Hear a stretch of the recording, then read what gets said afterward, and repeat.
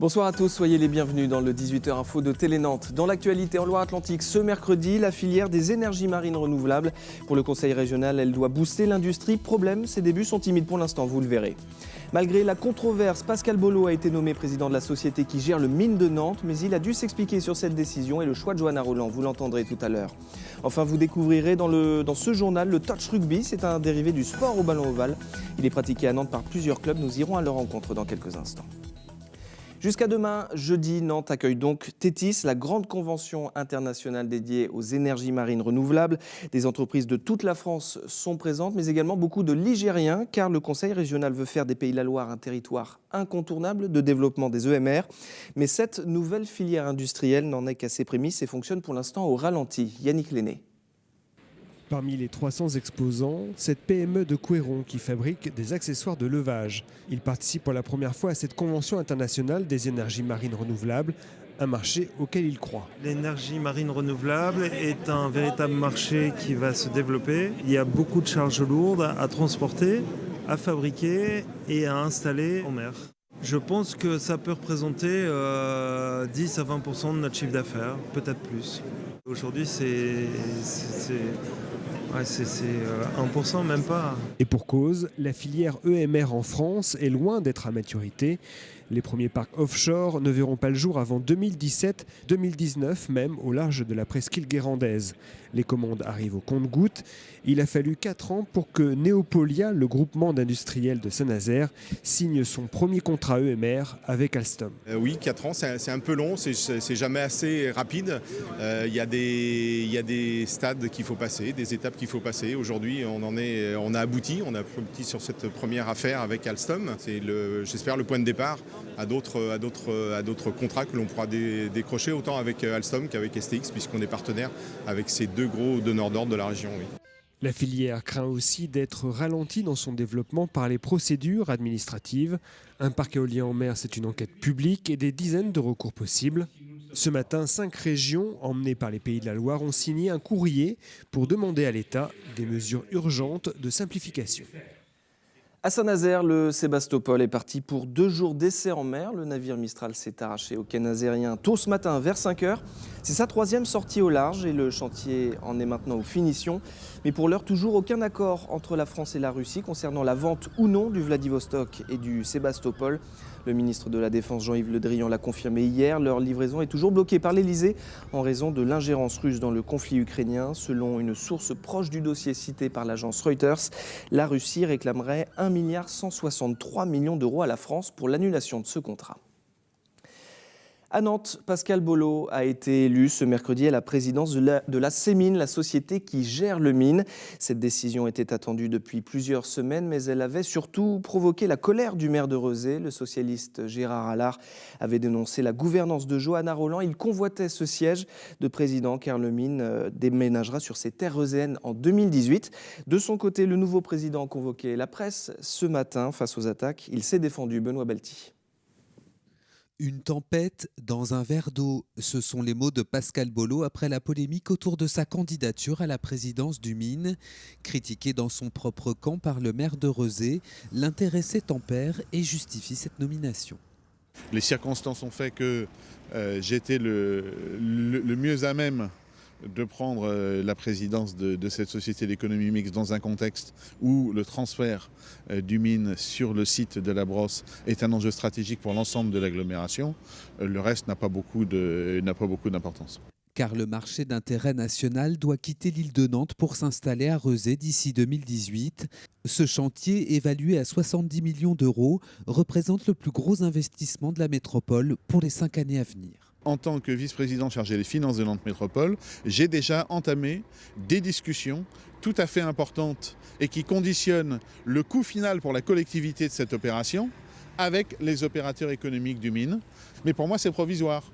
Quand le transfert sera effectif, je quitte la présidence de la Sémine. C'est une mission temporaire qui m'est confiée. Une mission qui viendra s'ajouter à un emploi du temps déjà bien chargé. Pascal Bolo assure déjà entre autres la présidence de la Sémitane, de la mission locale et de la Maison pour l'emploi. Alors tout ça, n'est-ce pas trop de responsabilité ? Quand on est premier adjoint au maire de la 6e ville de France, on n'a pas accepté cette responsabilité pour se tourner les pouces. Celle-là n'était pas prévue, elle vient en plus, c'est une charge supplémentaire. Eh bien écoutez, on va l'assumer comme telle. Sans surprise, Pascal Bolo a été élu président de la Sémine ce mercredi. L'accident vasculaire cérébral est la 3e cause de décès en France, un fléau qui touche plus de 100 000 Français chaque année. Pour aider la population à se prémunir contre cette maladie, l'association France AVC 44 va régulièrement à la rencontre du public. Comme à Nantes, il y a quelques jours, les médecins ont rappelé ce qu'était un AVC et surtout comment diminuer les risques d'accident. Benoît Balti. Troubles de la parole, paralysie soudaine de la bouche ou d'un membre, vous êtes peut-être victime d'un accident vasculaire cérébral. Concrètement, une de vos artères s'est bouchée ou fracturée et pour éviter les conséquences graves, chaque minute compte. Quand on voit une personne avec ces symptômes, le premier réflexe, c'est d'appeler le 15.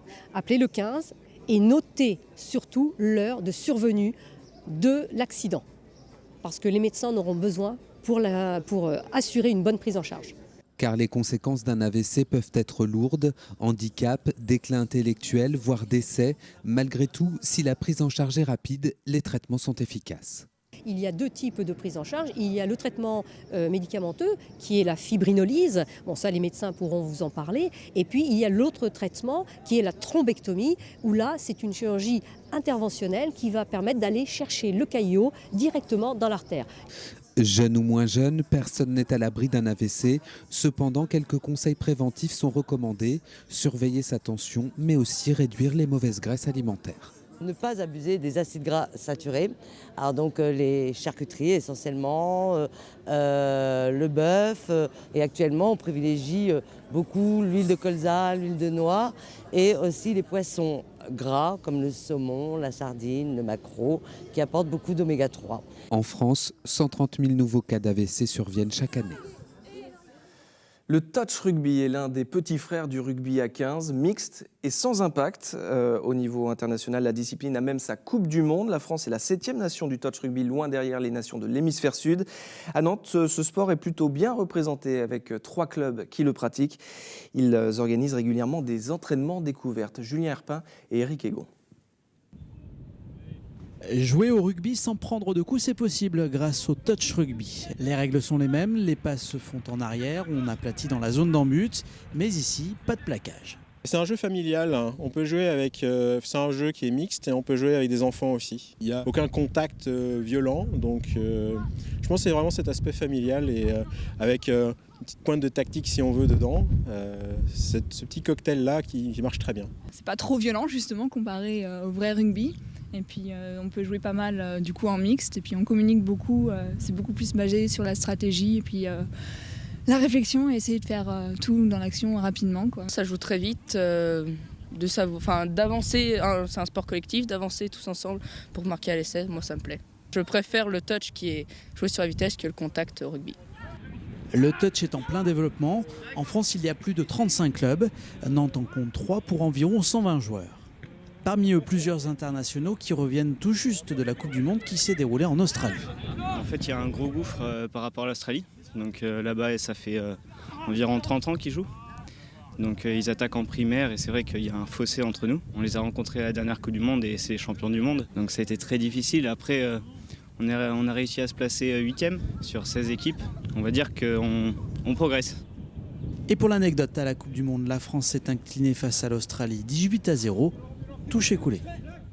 Le HBC Nantes est sur le pont ce soir pour le compte de la 24e journée de Division 1. Les handballeurs nantais se déplacent chez l'avant-dernier de Division 1, Célestat. Le H est 6e de D1 et décroché des places européennes. Pour cette rencontre sans enjeu, Thierry Anti fera confiance aux 2 jeunes gardiens du centre de formation, Julien Salmon et Robin Cantegrel. L'entraîneur nantais devra par contre se priver de Jordan Camarero, blessé à la cheville. Début du match à 20h. Et puis avant de se quitter, des nouvelles de l'Océarium du Croisic avec un octuple heureux événement, la naissance la nuit dernière de 8 requins gris.